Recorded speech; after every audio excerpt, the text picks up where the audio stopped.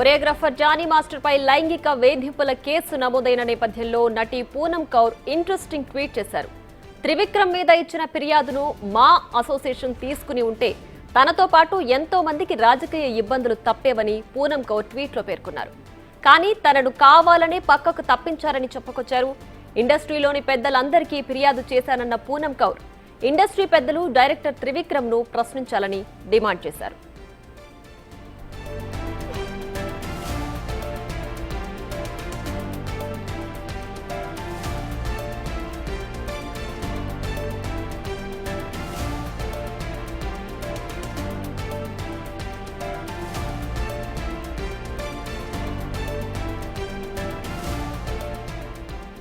Choreographer Johnny master పై లైంగిక వేధింపుల case నమోదైన నేపథ్యంలో నటి పూనం కౌర్ ఇంట్రెస్టింగ్ ట్వీట్ చేశారు.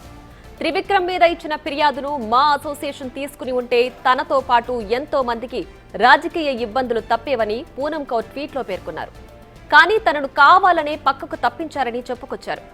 ఇండస్ట్రీలోని పెద్దలందరికీ ఫిర్యాదు చేశానన్న పూనం కౌర్ ఇండస్ట్రీ పెద్దలు డైరెక్టర్ త్రివిక్రమ్ ను ప్రశ్నించాలని డిమాండ్ చేశారు.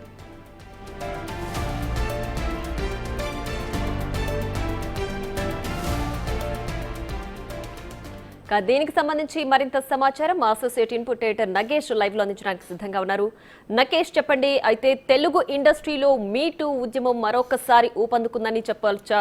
జానీ మాస్టర్ పైన వచ్చిన వేధింపులు ఒక ఎత్తు అయితే ఇప్పుడు డైరెక్టర్ త్రివిక్రమ్ పైన వచ్చిన ఆరోపణలు కూడా. సో పూనం కౌర్ చేసిన ట్వీట్ ని ఏ విధంగా చూడాలి? ఇది అసలు ఎప్పటి నుంచి ఇండస్ట్రీలో పూనుకుపోయిందని చెప్పాలి? అంటే ఖచ్చితంగా సినిమా పరిశ్రమ అనేది మీటు అందులో పెచ్చుమిడుతుంది అనేది చాలామంది నటీమణులు ఆరోపిస్తున్నారు.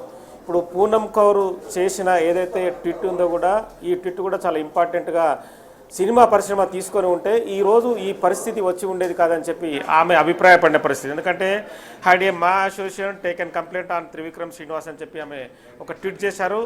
And many would not have at the political suffering, I was rather silently ignored. I had given a call and then complaint to the heads. I want industry bigs to question director Trivikram. అంటే cinema పరిశ్రమలో త్రివిక్రమ్ పైన మా అసోసియేషన్కు నేను complaint ఇచ్చాను, కానీ ఇందులో రాజకీయ ఇబ్బందులు ఉన్నవని చెప్పి ఆమె చెప్తున్నారు.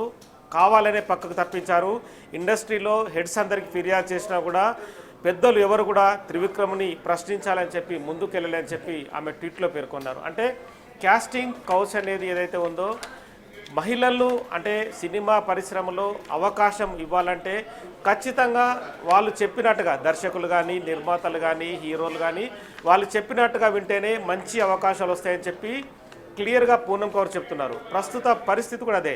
జానీ భాష ఎవరైతే ఉన్నారో కొరియోగ్రాఫర్ని సేమ్ ఇదే యాంగిల్లో కూడా అంటే అవకాశాలు ఇప్పించాలంటే ఖచ్చితంగా తను చెప్పిన పని చేయాలి.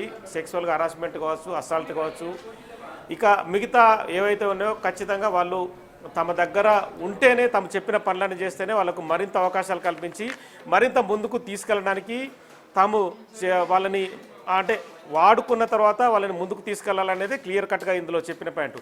ఇవాళ కూడా ఫిలిం ఛాంబర్లో ఏదైతే ఉమెన్ సేఫ్టీ కమిటీ ఇవాళ సమావేశమైంది, ఏదైతే జానీ మాస్టర్కి సంబంధించిన ఆరోపణలు కావచ్చు, నార్సింగ్ పిఎస్లో రాయదుర్గం పోలీస్ స్టేషన్లో కంప్లైంట్లు కావచ్చు, వాటన్నిటిపైన సమావేశంలో ఒక చర్చనైతే తీసుకున్నారు. దామోదర్ ప్రసాద్ సెక్రటరీగా ఉన్నారు, తమ్మారెడ్డి భరద్వాజ, ఝాన్సీ, ప్రగతి, అలాగే అడ్వకేట్ కావ్య వీళ్ళందరూ సమావేశమై 90 రోజుల్లో తమ నిర్ణయాన్ని ప్రకటిస్తూ ఉన్నారు. కానీ ఈ కేసు సీరియస్నెస్కు దారి తీయడంతో అంటే ఒక 15 నుంచి 20-25 రోజుల్లోనే ఈ కేసుకు సంబంధించి ఒక నిర్ణయానికి వస్తామని చెప్పి తమ్మారెడ్డి భరద్వాజ బిగ్ టీవీతో కూడా చెప్పారు. కావ్య అడ్వకేట్ కూడా ఇదే విషయం చెప్తుంది. అంటే మహిళల్ని సినిమా పరిశ్రమలో ఒక కోణంలోనే చూస్తున్నారు. అంటే మహిళా భద్రత అనేది ప్రశ్నార్థకమైంది. అంటే కేవలం మహిళల్ని వాళ్ళ అవసరాలు తీర్చుకొని మరింత ముందుకు తీసుకెళ్తామనే ఆశ చూపించడం, వాళ్ళని లోబర్చుకోవడం అనేది క్లియర్ కట్గా తప్పనేది కూడా కావ్య వాదించారు. ఈ వ్యవహారం పైన జానీ భాష పైన ఎటువంటి క్రమశిక్షణ చర్యలు తీసుకోవాలనేది ఇప్పటికే దాదాపుగా ఒక 3000 మంది నుంచి తాము చాలా విషయాలను కూడా సేకరించామని చెప్పి తమ్మారెడ్డి భరద్వాజ్ చెప్పారు. ఎందుకంటే కింది స్థాయిలో ఉన్న ఎవరైతే వర్కర్స్ ఉన్నారో సినీ పరిశ్రమలో క్యాస్టింగ్ కోచ్కు సంబంధించి కావచ్చు, మహిళా వేధింపులకు సంబంధించి విచారణ ఎప్పటికప్పుడు జరుపుతున్నాం. అంటే ఇలాంటి ఆరోపణలు రాకుండా టాలీవుడ్ పరిశ్రమ పైన అపవాదు ఉండకుండా తాము చర్యలు తీసుకుంటున్నాం. కానీ జానీ భాష వ్యవహారం అనేది ఈ తెరపైకి వచ్చింది. తమకు ఎవరైతే ఆ విక్టిమ్ ఉన్నారో విక్టిమ్ కంప్లైంట్ ఇచ్చిన తర్వాత 15 రోజుల క్రితమే తమ కంప్లైంట్ ఇచ్చిందని చెప్పారు. ఈలోపే సైమల్టేనియస్గా ఆ విక్టిమ్ నార్సింగ్ పోలీసులను ఆశ్రయించింది. నార్సింగ్ పోలీసులు ఫర్దర్ ఇన్వెస్టిగేషన్ కోసం తమ పరిధిలో రాదని చెప్పి రాయదుర్గంకి కేసుని ట్రాన్స్ఫర్ చేశారు. అంటే 17 ఏళ్ల వయసులోనే విక్టిమ్ జానీ భాష దగ్గరికి వెళ్ళి కొరియోగ్రాఫర్గా పనిచేస్తూ ఢీ షోలో పరిచయమైంది. తదుపరి ఆమె మరింత ముందుకెళ్లే క్రమంలో ముంబై వెళ్ళడం కావచ్చు, వివిధ రాష్ట్రాలకి తీసుకెళ్లడం, అక్కడ తన పైన లైంగిక వేధింపులకు గురి చేసింది. అలాగే జానీ భాష భార్య కూడా అలాంటి ఇబ్బందులకే గురి చేసిందని చెప్పి కూడా ఆమె కంప్లైంట్లో పేర్కొన్నారు. అంటే ఇందులో సమ్ అలిగేషన్స్ ఏవైతే ఉన్నాయో అలిగేషన్స్ ప్రకారం అయితే పోలీసులు ఇన్వెస్టిగేషన్ చేస్తున్నారు. ఎందుకంటే ఆ విక్టిమ్ చెప్తున్న ప్రకారం ఖచ్చితంగా జానీ భాష పోలీసుల ముందు హాజరు కావాలి. జానీ భాషకు వైద్య పరీక్షలు కూడా ఇక్కడ నిర్వహించాల్సి ఉంటుంది. ఇక 17 ఏళ్ల వయసులో ఆమె జాయిన్ అయిన తర్వాత అప్పటి నుంచి జరిగిన ఇప్పుడైతే 21 ఇయర్స్ విక్టిమ్కు వయసు ఉంది. అంటే పోక్సో చట్టం వర్తిస్తుందా లేదనేది కూడా పోలీసులు నెక్స్ట్ లెవెల్గా కేసుని ఇన్వెస్టిగేషన్ ముందుకు తీసుకెళ్లే క్రమంలో పరిశీలన కూడా చేస్తున్నారు. ఎందుకంటే పోక్సో చట్టం వర్తించాలంటే ఖచ్చితంగా 21 ఇయర్స్ బిలో ఉన్న మైనర్ అయితేనే ఆ చట్టం వర్తిస్తుంది. ఎందుకంటే పిల్లల సంరక్షణ విధి విధానాలు కూడా పోక్సో చట్టంలోని పోక్సో చట్టం అనేది కఠినమైన నిబంధనలు కఠినమైన శిక్షణల కింద వర్తింపజేస్తుంది.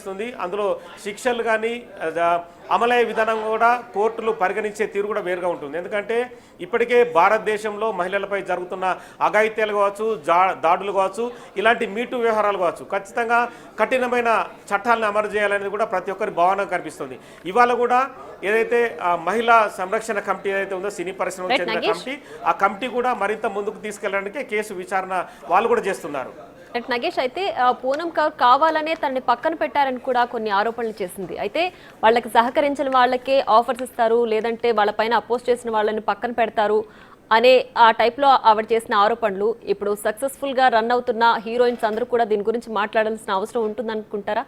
ఖచ్చితంగా ఉంటుంది. అంటే ఎందుకంటే సినీ పరిశ్రమలో చాలామంది తమకు జరుగుతున్న అన్యాయం కానీ తమకు జరుగుతున్న ఏదైతే ఇలాంటి ఆక్రందనలు కానీ బయటకు చెప్పలేని పరిస్థితి. అంటే మహిళలకే చెప్పుకుంటారు, కానీ అవకాశాలు రావడం కోసం కొంతమంది మరి ఇలాంటి వ్యవహారాలు జరుపుతున్నారో లేదో తెలియదు. కానీ మొత్తానికైతే సినిమా పరిశ్రమ అనేది కొంత ఇలాంటి వ్యవహారాలు ఉందని చెప్పి కూడా తమ్మారెడ్డి భరద్వాజ క్లియర్గా చెప్తున్నారు. ఎందుకంటే ఇలాంటి వ్యవహారాలు లేకుండా మహిళలు అనేది అందులో ఉండడం అనేది జరగడం అనేది కూడా కమిటీ కొంత అభిప్రాయానికి కూడా వచ్చింది. కానీ ఈ వ్యవహారాలలో క్రమశిక్షణ ఎంత ముఖ్యం, మహిళలను చూడాల్సిన విధి విధానాలు ఏంటి, తాము లీగల్గా పాటించాల్సిన వ్యవహారాలు ఏంటి, ఎందుకంటే సినిమా పెద్దలపైన ఆరోపణలు వస్తే టాలీవుడ్ కూడా బదనమవుతుంది. అంటే టాలీవుడ్ సినిమాలో చూపించిన విధంగా మహిళలకు పైన రేప్ జరుగుతుంటే హీరో వెళ్ళి కాపాడడం అనేది ఒకటి క్లియర్గా చూపిస్తుంటారు. కానీ కింది స్థాయికి వస్తే మాత్రం మహిళలపైనే అఘాయిత్యాలు చేస్తూ మీటు అనేది తెరపైకి వస్తుంది. మరి ఈ విధానాన్ని సంరక్షించాలంటే మరి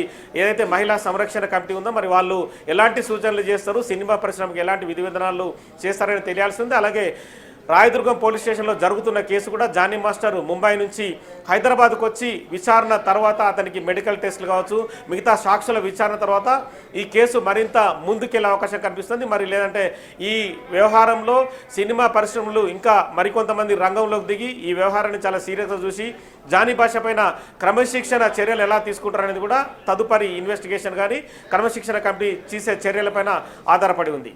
right Nagesh, thanks for the updates.